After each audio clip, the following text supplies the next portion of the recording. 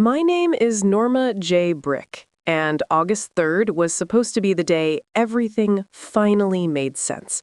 The venue was perfect in a way that felt unreal. Soft jazz humming through the speakers, warm lighting catching on glass and linen, 43 guests seated and smiling like witnesses to something sacred. I stood there, next to Daniel, the man I was about to marry, thinking that for once in my life I had earned a moment that didn't require sacrifice. I had worked for years to get here. Consulting contracts that paid in exposure instead of money, red-eye flights, sleeping in terminals, saying yes to opportunities that left me drained but moving forward. I had built myself piece by piece, quietly, without asking anyone to carry me. My sister Bethany had watched all of that from the sidelines. She arrived late, which should have been my first warning. The ceremony was already over when she walked in, wearing a gold backless dress that looked more suited for a nightclub than a wedding. She didn't smile, didn't congratulate us, didn't even acknowledge me. She grabbed a glass of champagne and positioned herself in a corner like she was waiting for something to happen. When our eyes met briefly, she looked through me as if I were a stranger. Anyone else might have called it moodiness. I knew better. That silence was always the prelude. 3 weeks earlier, she had called me sobbing about her car breaking down again. I had already given her $1,200 in April for repairs. This time, she said she needed a new one, that it was urgent, that she couldn't function without help. I told her no. Not because I didn't have the money, but because I was tired of being her emergency plan, tired of skipped classes, half-truths, and the way every crisis somehow landed in my lap. She hung up on me without saying goodbye. I assumed she would cool off. I always assumed that. I didn't think she'd bring it to my wedding. When it came time for the toast, I stood up, glass in hand, heart full in that fragile way happiness can be when you don't guard it. I started thanking everyone for coming, talking about love, about choosing someone who brings peace into your life. Bethany stood up too. For half a second, I thought she might be joining me. My glass was still halfway to my mouth when she threw hers. The champagne arced through the air and exploded against the dessert table, shattering a framed photo of Daniel and me smiling on a cliff in Maui. Then she lunged for the cake and shoved it hard, like she was flipping furniture. 3 tiers collapsed in on themselves, sugar flowers crushed into frosting and carpet. The room went silent. So silent I could hear someone's phone vibrating. Bethany looked straight at me and screamed, loud enough for people outside to hear, "This is what you get for acting like you're better." No one moved. My mother rushed to her like she'd been attacked, wrapping her arms around Bethany and telling everyone she just needed to let it out. Daniel's parents stared at me in disbelief. The DJ cut the music. Bethany didn't cry. She didn't apologize. She walked out like she had proven a point. I didn't say a word, not because I was stunned, but because I knew this wasn't the place. I wasn't going to let her turn my wedding into her courtroom. I smiled, whispered something calming to Daniel, and nodded to the coordinator. The rest of the night limped forward, people dancing out of obligation, pretending the moment had already burned itself into memory. At home that night, while Daniel changed out of his suit, I opened my laptop. I did not cry. I did not vent. I logged into the university portal and revoked the tuition deposit I had paid for Bethany the month before. $9,400 disappeared with one click. Then I accessed the rental portal for the apartment lease I had co-signed. I locked the account, marked it for review, and froze payment authorization. Rent was due in 5 days. At exactly 8:40 the next morning, Bethany called. I didn't answer. By the time the sun came up, my phone had already started vibrating itself off the nightstand. Missed calls first, then texts, then voice memos that got sharper with each one. The early messages were confused, almost polite. Why can't I access the portal? The rent page is locked. Did something glitch? By the 6th message, the confusion was gone. Fix this. That was all it said. No hello, no apology, just expectation wrapped in authority she didn't actually have. I muted the thread and made coffee. I didn't feel triumphant or cruel. I felt quiet, the kind of quiet that comes when you finally stop bracing for impact. Daniel watched me from the kitchen doorway and asked if I was okay. I told him I was fine, and for the first time, I meant it. He didn't ask what I'd done. He didn't need to. He kissed my forehead and went back to unpacking wedding gifts like the night before hadn't detonated in front of 43 people. Around noon, my mother called. I let it ring out. She left a voicemail telling me Bethany was very upset and felt abandoned and asking me to call her back. The word abandoned sat there like a joke with bad timing. Bethany hadn't felt abandoned when I covered her overdraft fees or bailed her out of a botched vacation rental or sent $500 just until Friday that turned into 4 weeks of silence. No one called me then to ask how I felt. Bethany didn't speak to me for 2 days after the wedding. Then she showed up at our apartment. Daniel saw her through the peephole first and didn't open the door. Bethany knocked anyway, loud and rhythmic, like she was trying to start a confrontation through sound alone. When Daniel finally cracked the door, Bethany didn't greet him. She went straight into demands.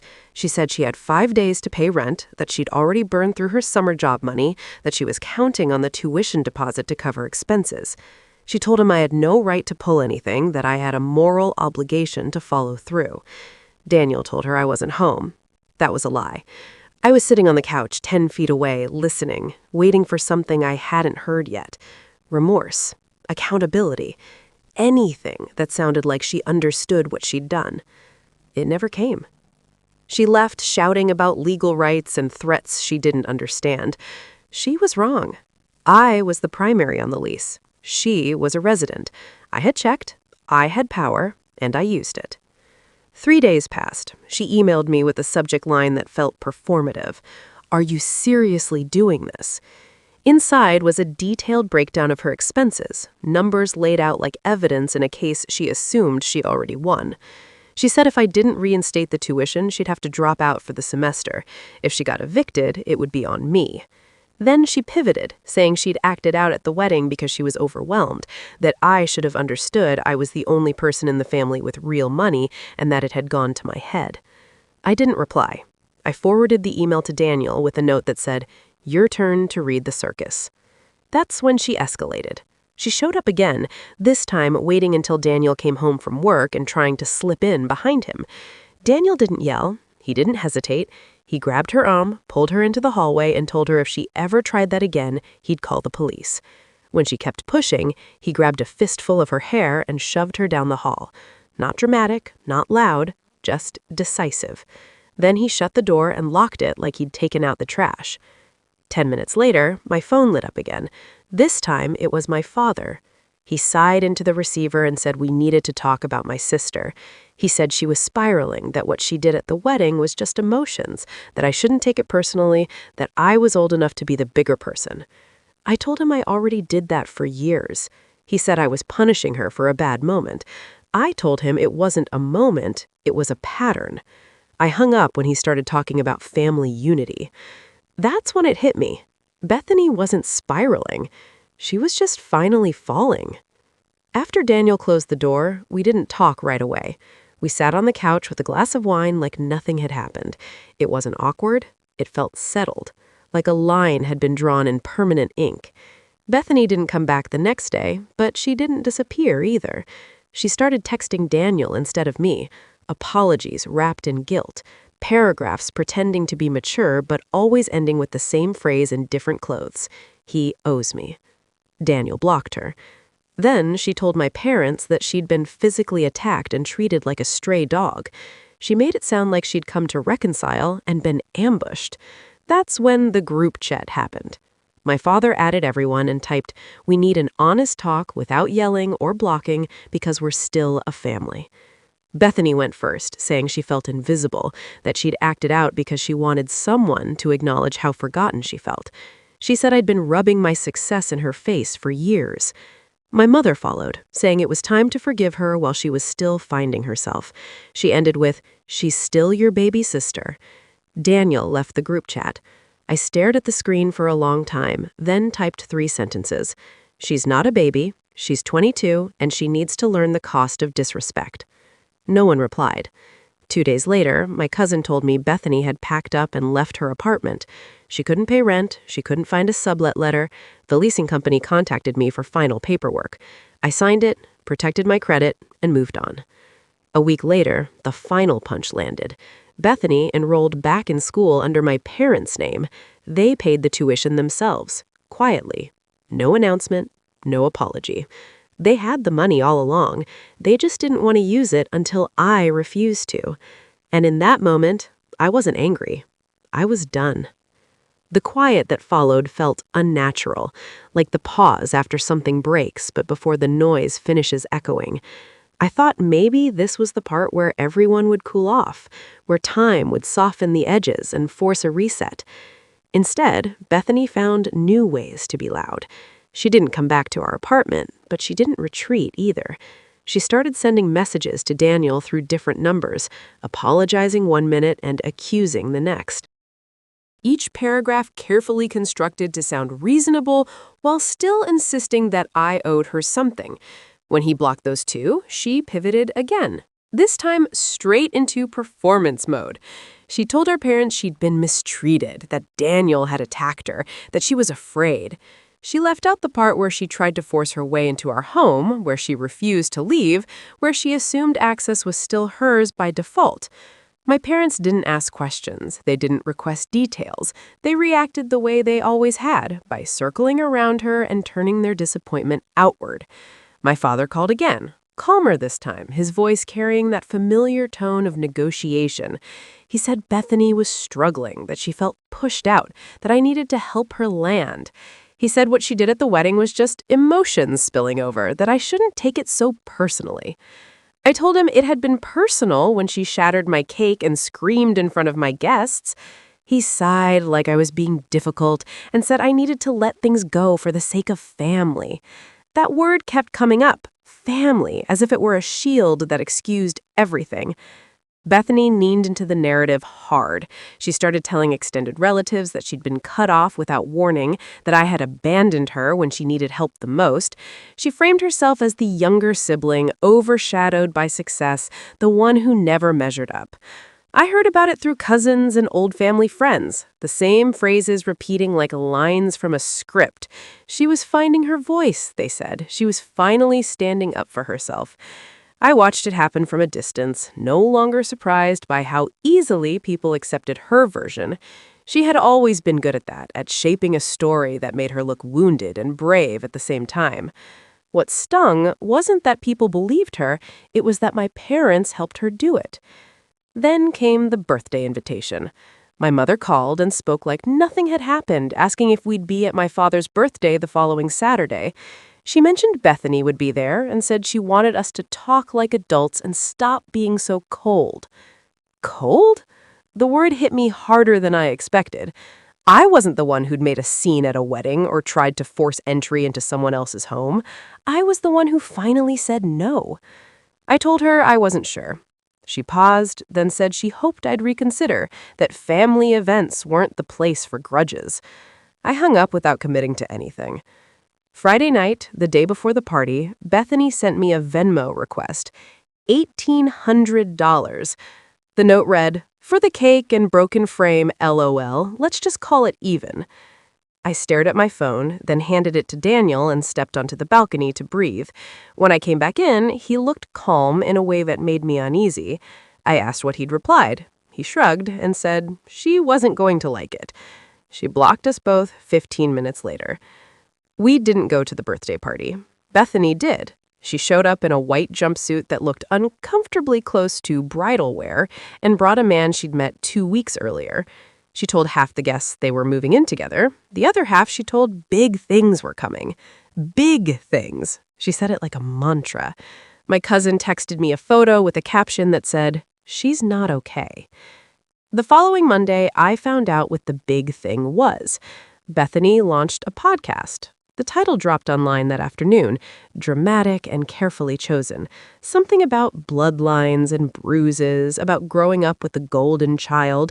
The teaser video featured her voice layered over soft music, talking about family betrayal and emotional neglect.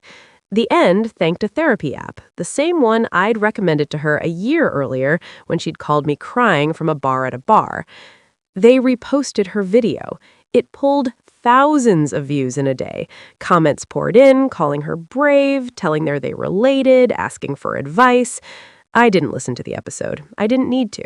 The feeling it left behind was enough, like being written into someone else's fiction without consent. That night, she emailed me. The subject line read, "Let's talk." The body was short and unnervingly calm. She said she'd like to meet. No drama, just a conversation. She said she had things she wanted to tell me and that I thought I'd be proud of her. No accusations, no demands. It didn't sound like her at all. Daniel read it twice and said she wasn't trying to fix anything. She was setting a trap.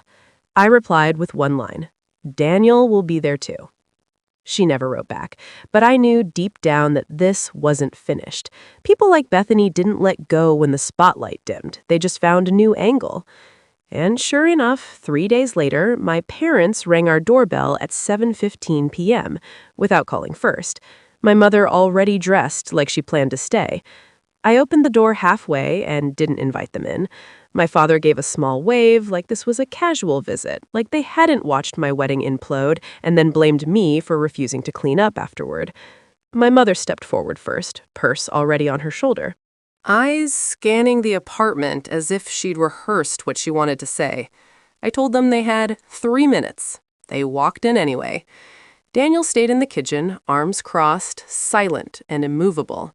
He didn't need to say anything. His presence was the line. My mother started talking immediately, voice measured, careful, the way people speak when they think tone can replace accountability. She said Bethany was going through a transformative period and had made mistakes she deeply regretted. She said the podcast was just her way of processing, that I shouldn't take it so personally. My father added that Bethany wanted a relationship with me and just didn't know how to say it. He said, "Families heal when people meet each other halfway." I asked if Bethany had actually said any of that, or if they were hoping I'd accept it because it sounded reasonable. They didn't answer. My mother shifted her weight and said Bethany had moved back in with them temporarily, just until she figured things out. That was the moment the whole picture snapped into focus. They had paid her tuition, they had let her move back home, and now they were here not to ask me for anything, but to make sure I didn't make things harder for her. They weren't mediating, they were managing. I asked them directly whether either of them had told Bethany that what she did at my wedding was wrong. My mother said she was overwhelmed. My father said she didn't mean to ruin it. I asked again, slower this time, whether anyone had told her it was wrong. The silence answered for them. They weren't angry at her, they were embarrassed, and embarrassment was easier to redirect than accountability. I told them I was done with the money, the guilt, and the expectation that I would always be the one to absorb the damage. I told them they had raised a daughter who believed consequences were optional because someone else would always pay. I asked them to leave. They hesitated, then did, my mother looking back like she expected me to change my mind before the door closed. I didn't. Bethany didn't contact me after that, but the podcast kept going. Episode 2 framed me as emotionally unavailable. Episode 3 was titled Something About Being Made to Look Crazy. Daniel and I laughed at that one, not because it was funny, but because the script was getting predictable. A few days later, I checked the lease on our apartment, counted the months left, ran the numbers, and told Daniel we should take a trip somewhere, far, somewhere warm, somewhere that didn't know our names. We booked flights without overthinking it. 6 weeks out, no family, no drama, just space. 2 days before we left, Bethany sent one last message, a fire emoji. No words, no context, like a warning or a reminder that she was still watching. I showed Daniel while we were picking up luggage tags. He scanned his boarding pass and said, "Perfect, let it burn." I blocked her number. The silence afterward was complete. My father didn't call. My mother sent one generic text wishing us well that I ignored. I think they finally understood that I wasn't going to be the one to fix what they refused to face. We left on a Thursday morning. No rush, no guilt, just the quiet hum of the plane lifting us out of the noise. I watched Daniel fall asleep against the window as we crossed miles of open water, and for the first time in years, my mind wasn't racing ahead to the next crisis. Our bungalow sat over the water, the ocean audible through the floorboards. Inside was a small sign that read, "No clocks. Let time be yours again." We didn't talk about Bethany, not once. On the fourth morning, over breakfast on the deck, Daniel asked if I thought they would ever admit it. I didn't need to ask who he meant. I said no, but I believe they knew in the way people know when their favorite scapegoat finally walks away. Bethany stayed with them. Her lease expired quietly. The building relisted the unit without a problem. She never reached out to explain or apologize. She never would. The podcast sputtered out after a few more episodes. Engagement slowed, sponsorships vanished. The noise faded. When we came home, we moved to a better place, further from the city, closer to quiet. I closed old accounts, changed passwords, and stopped co-signing my future to anyone else's chaos. Some nights, we sit on the porch with wine and watch a neighbor's dog chase moths under the light. We talk about real things, plans, ideas, peace. The wedding feels like a story that happened to someone else. Sometimes fire doesn't need to be fought. Sometimes you let it burn itself out and walk away. Finally, warm. When we came back from the trip, the city felt louder than I remembered, like we'd stepped back into a version of life that no longer fit. The apartment we'd left behind was already half a memory. Boxes stacked in corners, routines loosened. Daniel and I didn't announce anything. We didn't need to. We signed the new lease quietly, further out, closer to trees than traffic, a place where evenings ended with crickets instead of notifications. I closed the old accounts, changed passwords, and untangled my finances for good. The release was physical, like standing up after sitting too long. Bethany didn't resurface in the way she used to. No emergencies, no demands, no dramatic entrances. Her podcast limped along for a bit, then sputtered out when the comments slowed and the sponsors vanished. Attention is a currency that dries up fast when the story stops changing. I heard through my cousin that she re-enrolled part-time using my parents' money, that they dipped into a fund they had always insisted didn't exist. It landed with a strange clarity. The money had never been the issue. Accountability was. My parents tried a softer approach after that. A neutral text here, a careful voicemail there. No apologies, just updates, like weather reports meant to sound harmless. I didn't respond, not out of spite, but because every reply used to become an invitation for negotiation, and I was done negotiating my boundaries. Silence, it turns out, can be a complete sentence. Daniel noticed the difference before I did. He said I wasn't scanning rooms anymore, wasn't preemptively planning for crises that hadn't happened yet.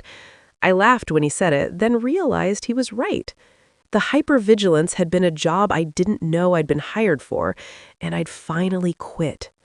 We filled the evenings with ordinary things.